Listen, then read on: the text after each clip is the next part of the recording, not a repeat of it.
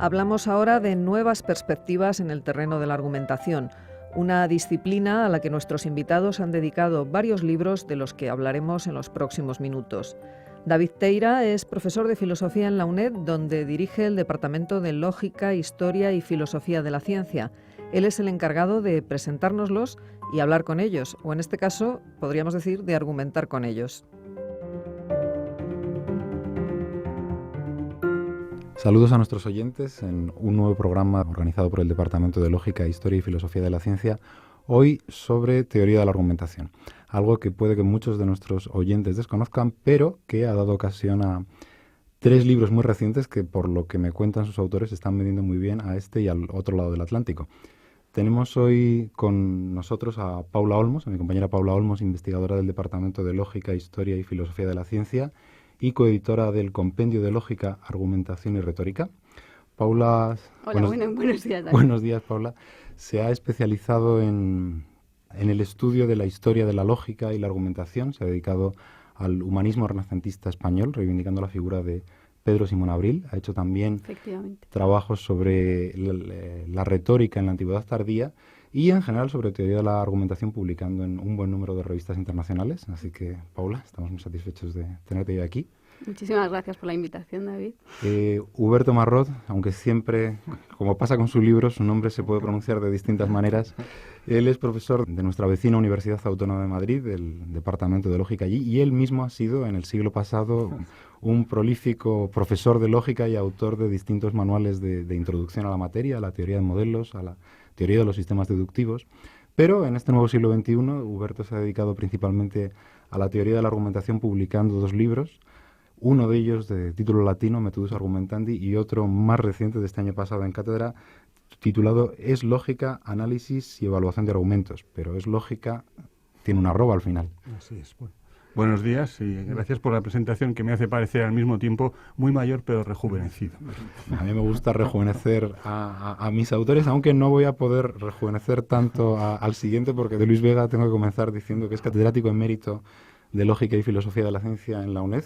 Buenos días. Buenos días, Luis. A esta casa ha dedicado sus últimos 30 años, donde prácticamente ha construido todo lo que tiene que ver aquí, primero con la lógica, la filosofía de la lógica, la historia de la lógica, a la que ha dedicado una parte muy sustantiva de su carrera académica, produciendo una serie de estudios muy notables sobre la historia de la idea de demostración.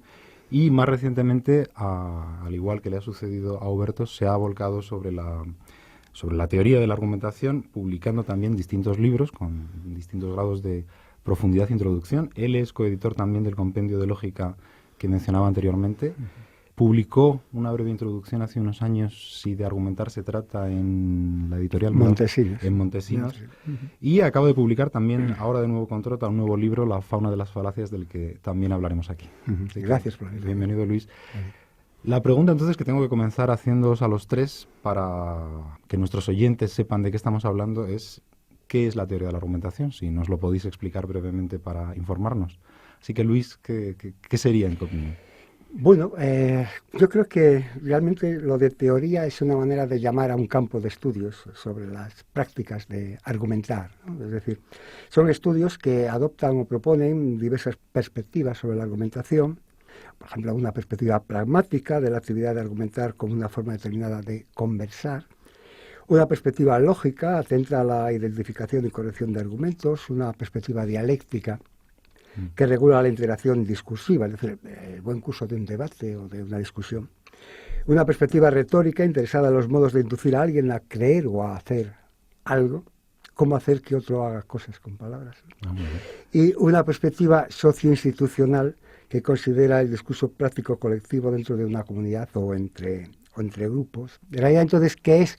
Pues quizás una manera de abordarlo es decir cómo se ha conformado desde los años 60, 70 del siglo pasado, ¿no? Primero tuvo una conformación multidisciplinaria en los años 1960-70 sobre todo, es decir, contribuciones paralelas de diversas disciplinas que son más o menos vecinas y se mueven en un ámbito común, porque es lógica informal, pensamiento crítico, retórica, análisis del discurso, etc. Luego, en los años 70, 80, o a partir de entonces en adelante, tiene una conformación más bien interdisciplinar. Es decir, son contribuciones concurrentes de diversas perspectivas que no solo se mueven en un campo común, sino que conforman áreas o líneas de investigación compartidas. Por ejemplo, que es el caso de la pragmadialéctica, su propio nombre indica una confluencia de pragmática, de dialéctica, etcétera, etcétera. Y creo, o deseo, que la fase siguiente sea transdisciplinar, es decir, que esté regulada por un propósito integrador, no ya multi ni interdisciplinar, sino que se trasciendan las señas de identidad disciplinarias hacia el uso oportuno, distribuido según el caso estudiado, de diversos elementos de carácter lógico, de carácter dialéctico, de carácter pragmático, etcétera, etcétera. En este sentido, creo que, bueno, el modelo, digamos, de estudio dentro de este campo no sería el modelo marcado por el tratado, sino, por ejemplo, por el compendio. Un autor debe presentar así su obra. Aunque esto está muy bien porque no, o sea, lo que nos está diciendo es que la teoría de la argumentación no es un campo patrimonial de los filósofos, sino que debemos compartirlo. Huberto, compartimos la palabra contigo para que nos expliques qué es la teoría de la argumentación. No sé si voy a responder a tantas expectativas, pero sí me gustaría añadir dos cosas a las que ha dicho Luis. La primera es que yo creo que la situación actual de la teoría de la argumentación, su estatus, se puede comparar con el de la semiótica. Con respecto a la semiótica, Eco distingue entre una disciplina científica y un campo de investigación. Y se supone que la semiótica, y yo digo por extensión, la teoría de argumentación es lo segundo. Entonces, una disciplina tiene un método unificado y un objetivo concreto. Y en lo que ha dicho Luis ya hemos visto que el método todavía se está definiendo. Mientras que el campo de investigación se caracteriza por tener un repertorio de temas no del todo unificado. Yo creo que hasta cierto punto es comparable, aunque también coincido con Luis en que hay una marcha hacia una cierta unificación o definición, quizá. Y la segunda cosa que me gustaría hacer es algo que se hace a menudo cuando nos hacen preguntas, que es contestar una pregunta diferente. Entonces, yo te lo agradezco. Luego te haré otra pregunta diferente para que me contestes a la primera. Entonces, la pregunta es, ¿qué es la teoría de la argumentación? Y yo voy a decir algo sobre qué es una teoría de la argumentación, porque lo que es cierto es que tanto si hay una teoría de la argumentación propiamente dicha como si no, si hay teorías de la argumentación. Y yo diría que para mí una teoría para contar como teoría de la argumentación frente a una teoría meramente lógica o meramente retórica debe tener por lo menos dos características. Una de ellas ha aparecido en lo que ha dicho Luis, que es tratar de las argumentaciones, del uso de los argumentos, por tanto, y no solo de los argumentos como productos y artefactos. Y la segunda sería tener un aspecto normativo, no que sea exclusivamente normativa, pero que tenga un aspecto normativo, es decir, buscar cánones de bondad argumental con lo complicado que puede ser determinar qué es. Entonces yo creo que hay teorías de la argumentación, tienen al menos esos caracteres y eso prefigura esa transdisciplinariedad a la que hacía mención Luis. Bueno, muchas gracias, en todo caso, por tu respuesta a una pregunta. Paula, ¿le vas a hacer antes a la otra pregunta que querías voy a hacer? renunciar y te la voy a hacer a ti, a ver si me respondes mejor. ¿Qué sería la teoría de la argumentación desde tu punto de vista? Bueno, yo voy a intentar añadir un poquito más, o sobre todo concretar un poquito más algunas cosas, porque básicamente estoy de acuerdo con los dos y creo que hablamos todos más o menos de lo mismo. Yo también creo que de momento la teoría de la argumentación es un campo, evidentemente, en el que cada uno se posiciona de una manera. Para mí es muy importante el tema de la atención a las prácticas reales y entonces para mí la teoría de la argumentación en la que yo trabajo sería el estudio teórico de las prácticas argumentativas, las que haya, en un sentido fáctico, las que haya y haya habido en las culturas a las que tengamos acceso. ¿A qué llamamos prácticas argumentativas? Pues serían prácticas de dar cuenta y razón de nuestras pretensiones, básicamente. También se habla de prácticas de dar e intercambiar razones. Y a mí me gusta mucho la expresión de Brandon, que es dar y pedir razones, porque si estamos hablando de dar razones en un contexto en el que se piden razones, eso complica un poquito el asunto de una manera que yo creo que es interesante, porque realmente si nos centramos solamente en el dar razones, podríamos tener un poco la ilusión de que es algo que hacemos simplemente al hablar y al relacionar unas cosas con otras, simplemente es construir esas estructuras lógicas de relaciones inferenciales entre unas cosas y otras de las que decimos. Pero si damos razones en un contexto en el que se nos piden razones, eso es lo que introduce, digamos, el elemento normativo dentro de la práctica. Porque si hay alguien que nos pide razones es porque estamos evaluando una situación en la que hay algo que no está totalmente justificado, hay algo que no está totalmente explicado. Y, por lo tanto, lo que digamos como razón puede ser evaluado por esa persona como modificando esa situación. Ahora ya está justificado porque lo que me has dado es una razón, es una buena razón, es una razón suficiente o no, ni siquiera considero que es una buena razón. Y eso ya, lo que contribuye ese dar razones en un contexto en el que se piden razones es una comprensión de la práctica argumentativa más compleja y en la que la normatividad la aportan los propios participantes en la práctica. Y bueno, este tipo de intereses se han puesto en relación un poco con las líneas dialéctica y retórica de la argumentación por contraposición a la únicamente lógica, y es en la que yo me movería. Tú has iniciado ya tu carrera académica dentro del mundo de la argumentación y cuando invocas a la lógica es solo uno de los ingredientes del discurso, pero sin embargo, para muchos de nosotros, al menos los que estudiamos filosofía hasta hace unas décadas, si hablábamos de estas mismas cosas que tú ahora nos presentabas, de dar y recibir razones, uno intuitivamente pensaba en la lógica, en sipe, entonces Q, y tanto Luis como Huberto dedicaron a esto buena parte de su trayectoria. Quizá una forma de situar a nuestros oyentes sobre cómo está este campo es si nos explicaseis en qué sentido, o sea, cómo ha sido vuestro tránsito desde el estudio y la enseñanza de la lógica al de la teoría de la argumentación. Luis. Bueno, en mi caso al menos el interés inicial en lógica era por la filosofía y por la historia de la lógica, ¿no? Es decir, que se trataría de un interés por el desarrollo de los usos teóricos y prácticos de la razón, por ejemplo, como mencionaste en la presentación, el desarrollo del concepto de demostración en la teoría de la ciencia o en la práctica matemática, o el concepto de argumentación plausible, o la construcción histórica de la idea de falacia, ¿no? Entonces, este interés inicial naturalmente ya tenía una cierta mezcla de impureza con respecto a lo que podríamos llamar lógica formal, lógica simbólica, lógica matemática, etcétera, etcétera, ¿no? Cada uno de estas denominaciones va añadiendo una especificidad mayor y un alejamiento mayor de los usos reales del discurso, ¿no? Entonces, en este sentido, creo que la evolución ha sido algo así como una caída de los cielos, del espejo de la razón, a la tierra. ¿Y qué te hizo caer? Pues no fue un caballo, no fue una caída de caballo, pero fueron dos motivos. Uno fue el darme cuenta de que estaba en filosofía. No estaba en teoría de los sistemas formales, ni estaba en informática, ni estaba en matemáticas, ni en metamatemática. Entonces, en filosofía el papel de la argumentación es determinante. Es decir, no solo es determinante en el sentido de la confrontación entre posiciones, posturas filosóficas distintas, sino que es determinante para la definición precisa de las tesis y las proposiciones filosóficas. Es decir, una proposición que no es filosófica, que no se argumenta, es un aforismo. Y se puede entender como se quiera, pero naturalmente es precisamente la argumentación, el debate de la que lo precisa. Y el segundo motivo es la lamentable situación del discurso público en este país, sin ir más lejos, ¿no? Entonces, el discurso público es responsabilidad de profesores, de políticos, de periodistas y de profesionales de la argumentación, como pueden ser, qué sé yo, los filósofos y los juristas.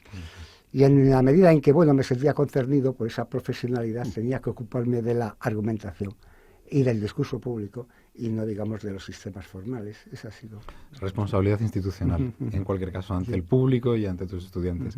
Y en el tuyo, Berto, ¿cómo ha sido la caída? Bueno, lo mío no ha sido una caída, ha sido una conversión, que siempre es algo más alentador. Pero hay una parte que es común con lo que ha dicho Luis, y es, primero, la constatación de que yo estaba en una sección, en una facultad de filosofía. Eso ha sido muy importante. Cuando yo impartía los tradicionales cursos a los que ha hecho mención David, de lógica de enunciados y de lógica cuantificacional de primer orden, que todavía es un poco el currículum estándar en filosofía en España, había una pregunta que no faltaba nunca, que siempre hacían los alumnos, y es: ¿y esto para qué sirve? Entonces, en parte, yo he pasado de una cosa a otra para contestar a la pregunta: ¿y esto para qué sirve? Entonces, ¿qué se puede contestar a eso? Hubo un tiempo que yo no conocí en el que el análisis clásico russelliano tenía cierto éxito y las virtudes de la forma lógica, y eso te permitía contestar a la pregunta: ¿y esto para qué sirve? Entre otras cosas, para desvelar la estructura de la realidad. Pero yo llegué tarde a eso ya, y entonces solo me quedaban dos respuestas, o solo se me ocurrían dos. Una es que la lógica servía para comprender lo que es una demostración, que creo que también es algo que está implícito en la dedicación de Luis en su momento a estos temas, ¿no? La pega, yo diría, es que en la actualidad la importancia que se atribuye a las demostraciones en filosofía es limitada, y la segunda es que en realidad los cursos no están, estos tradicionales de los que hablo, no giran en torno a la idea de la demostración, porque si no, no se entiende por qué ese énfasis en las formalizaciones del lenguaje natural que todos hemos padecido y hemos infligido a otros como castigo, por lo menos yo. Así que, si descartamos organizarlo en torno a la idea de la demostración y su importancia filosófica, la respuesta que me queda es que la lógica sirve para aprender a argumentar. Entonces, en el intento de conseguir que mis cursos de lógica sirvieran para aprender a argumentar, es como llegué a la teoría de la argumentación. Y esto recapitula de algún modo el tipo de insatisfacción del que surgió la lógica informal. Según Johnson y Blair, la lógica informal surgió de 3 insatisfacciones con la lógica formal. Lo primero es descubrir que la lógica formal no sirve para enseñar a analizar argumentos reales tomados de la práctica que mencionaba Paula. Eso es la crítica pedagógica por la que yo he pasado y comparto. La segunda, que también comparto, es el rechazo de la tesis de que todo argumento es una especie de demostración o prueba. A mí esta me parece una idea arcaica y cartesiana, y aunque Descartes me resulta simpático, no comparto. Y la tercera, por ya mencionarlas todas, aunque esta no forma parte de mi conversión a la teoría de la argumentación, es que los resultados experimentales indicarían que la lógica formal no es una teoría correcta del razonamiento. Entonces yo insistiría en las 2 primeras, la idea de que un argumento es algo diferente de una demostración o una prueba, y la idea de que, al menos en una sección de filosofía, nuestra labor es enseñar a los estudiantes a analizar argumentos. Y la lógica formal no es una herramienta adecuada para eso. Así que tenemos... De acuerdo. Totalmente de acuerdo. Sí, totalmente de acuerdo. No, yo solamente, como no me vas a hacer esta pregunta, porque yo no he pasado... por razones de edad, no. Por razones de edad y porque yo no he dado clase de lógica formal ni me he dedicado a ella, pero simplemente añadir que efectivamente la forma en la que argumentamos, tanto en las prácticas bastante más profesionalizadas, como hablaba Luis de la propia filosofía o la argumentación jurídica y la política, no solo en esas prácticas, sino en la manera en la que argumentamos en las condiciones más cotidianas de nuestras conversaciones, etcétera, la manera en la que damos cuenta y razón de las cosas que queremos dar cuenta y razón, de nuestras pretensiones, no tiene nada que ver con las demostraciones, no tiene nada que ver con las pruebas, y como decía Toulmin, que es uno de los autores más importantes de nuestro campo, la argumentación es jurisprudencia generalizada, y yo creo que con eso quería decir que es que somos muchísimo más sutiles y muchísimo más finos a la hora de argumentar de lo que nos creemos. Muy bien, pues no sé si habréis convencido ya a nuestros oyentes de las bondades de la teoría de la argumentación, pero ahora os toca en algún sentido probar vuestras virtudes como argumentadores, tratando de convencerles de que, o de inducirles a que lean vuestros libros. Y quería preguntar justamente de qué os habéis ocupado en estas 3 obras que he mencionado al principio, para ver si nuestros oyentes pueden compartir con vosotros esta pasión argumentativa. Quizá empezamos por el compendio, que será de las 3 la más masiva. Es el compendio de lógica, argumentación y retórica, editado por Luis y por Paula. Lleva ya 2 ediciones y una reimpresión, prácticamente 4.000 ejemplares vendidos, lo cual en un año y poco que llevan al mercado es ya todo un éxito. No sé, Paula, si querrías explicarnos pues en qué consiste este compendio y qué habéis pretendido con él. Sí, bueno, es una obra, digamos, tipo diccionario, una obra enciclopédica. Es una obra que comprende 176 entradas escritas por 59 autores y que está organizado por orden alfabético, y cada entrada pues explica un concepto o alguna área particular de la teoría de la argumentación. No solo de la teoría de la argumentación, se llama de lógica, argumentación y retórica. Hay entradas de lógica formal, hay entradas de teoría de la argumentación, de filosofía del lenguaje, algo de metodología y filosofía de la ciencia y de retórica, pero todo está visto un poco desde el núcleo central de la teoría de la argumentación, y los autores que han colaborado en él lo sabían desde el principio y por lo tanto han enfocado sus entradas en este sentido. Estás diciendo que tenemos que, digamos, que venderlo y que animar a leerlo. Yo no puedo animar a leer, digamos, como se lee cualquier otro libro, un libro que es en realidad un libro de consulta, un libro de referencia, pero sí que puedo explicar un poquito cómo se está utilizando.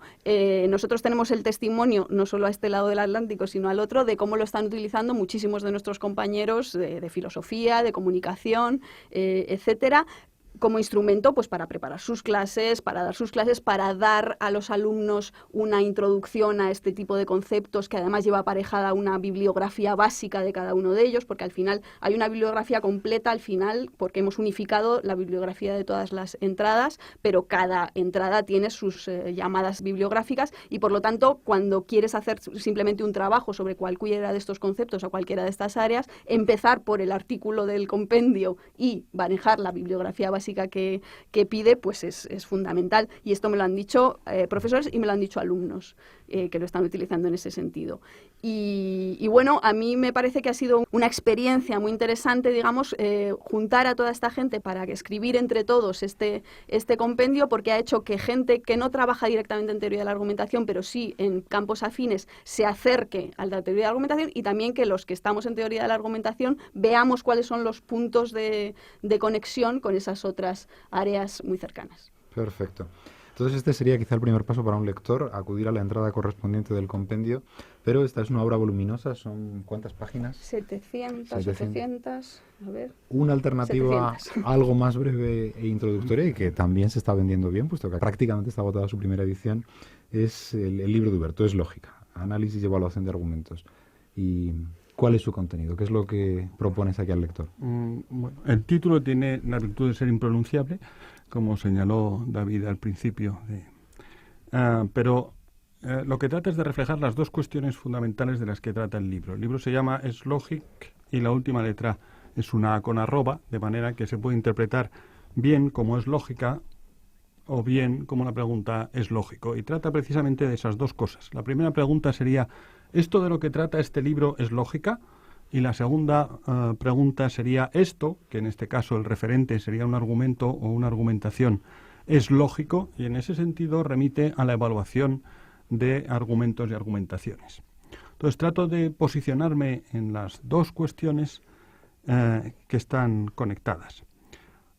Es un manual, y cuando digo que es un manual me estoy posicionando con respecto a la cuestión de si esto es o no es lógica. Yo diría que sí, es lógica de acuerdo con la tradición, porque el papel tradicional de la lógica es establecer cánones de corrección argumental y en algún sentido es lo que hago. También estoy tomando posición con respecto a lo que se debe enseñar en una facultad de filosofía.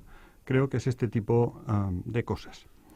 Escribir un manual en un campo es hacer elecciones y tratar, por tanto, de definir cuál es o cuál debe ser el estándar, en mi opinión. Y lo segundo, entonces, estoy diciendo que se debe enseñar como lógica, bajo esa rúbrica, en una licenciatura en filosofía. Y yo diría que son las tres cuestiones fundamentales del libro, que son, se debe enseñar a identificar argumentos, se debe enseñar a entender su estructura y se debe enseñar a discutir sus condiciones de validez. Creo que eso es, digamos, lo que debe contener un curso elemental en una licenciatura en filosofía y es lo que aparece en el libro. Y para terminar, una razón complementaria para comprarlo es que es el más barato de los tres libros de los que estamos hablando. Es una razón no despreciable, que seguro que muchos de nuestros lectores agradecerán. Nuestros 3 últimos minutos son para la fauna de las falacias. Quizá este no es ya un compendio, un manual, sino una obra ensayística con una ambición propia y no sé si su autor querría presentárnoslo, Luis. Bueno, encantado. Las falacias en realidad no solo han sido un tema tradicional en la historia de los estudios sobre la argumentación, sino que han desempeñado un papel de primer orden en el renacimiento de estos estudios durante la segunda mitad del siglo XX. Y el libro lo que se propone es una revisión, por una parte teórica, y por otra parte una revisión documentada, digamos, de la idea de falacia como construcción histórica, ¿no? Bueno, el título, al hablar de la fauna, quiere mencionar o quiere referirse a las falacias como organismos vivos, es decir, organismos vivientes en nuestro medio discursivo, y por consiguiente, si uno quiere ver la vida real de la argumentación en el lenguaje y esto, debe acudir justamente a estos organismos vivos. Sería el contrasentido de querer saber algo de la vida animal viendo álbumes de cromos, que es lo que se introduce con los catálogos de falacias al uso. En este libro sería justamente el caso contrario. Tiene 2 partes. La primera parte se ocupa de problemas y perspectivas del estudio actual, y la segunda parte trata de la construcción de la idea de falacia, con una sección que sería una perspectiva histórica y una sección segunda, esa sería la primera, y una sección segunda que es una selección de 10 textos importantes por su carácter funcional o por su carácter representativo, que van desde el siglo IV, antes de nuestra era, hasta la primera mitad del siglo XX. Y bueno, dentro de estos textos, pues naturalmente hay extractos del padre de toda esta historia, que es Aristóteles, hay representaciones de textos medievales, hay extractos de la lógica de Port-Royal y de su propósito de formar el juicio, de John Locke y su presentación y sociedad de la familia, de las falacias ad populum, ad hominem, etc. Hay partes del desengaño ilustrado de Feijó. Y el último sería, me interesa destacarlo, es prácticamente desconocido, pero merece la pena conocerlo, sería el caso de un uruguayo que vivió en la primera mitad del siglo XX, que es Carlos Vaz Ferreira, y que es el que descubre un concepto importante, que es el de paralogismo. Así que ánimo el que quiera entender las trampas del lenguaje y cómo detectarlas, llegado el caso. Pues os agradezco muchísimo a los tres que hayáis argumentado de modo tan convincente a favor del interés de la teoría de la argumentación y de vuestras 3 aportaciones a ella. Y si no queréis añadir nada más, pues muchas gracias por Muchas darnos la gracias por la ocasión. invitación. Gracias por la invitación. gracias a vosotros y gracias a nuestros oyentes por seguirnos una vez más.